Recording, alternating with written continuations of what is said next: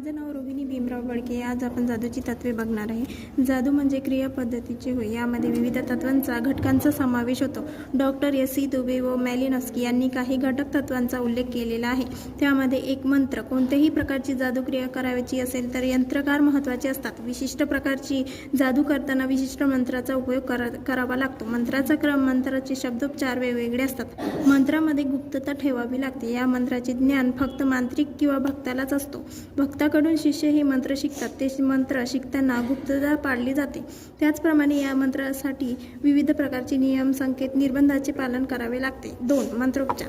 मंत्र उच्चार करताना विशिष्ट क्रिया करावी लागते. मंत्र उच्चारण्यासाठी एक पद्धत असते. जसा मंत्र असेल त्याचप्रमाणे हावभाव करावे लागतात. मंत्राचा प्रभाव होण्यासाठी विशिष्ट क्रिया महत्त्वाची असतात. तरच सकारात्मक प्रभाव दिसतो असा त्यांचा स्वभाव असतो. 3. विशिष्ट स्थिती. जादूक्रिया करण्यात विविध निषेध नियमांचे पालन करावे लागते. ज्या दिवशी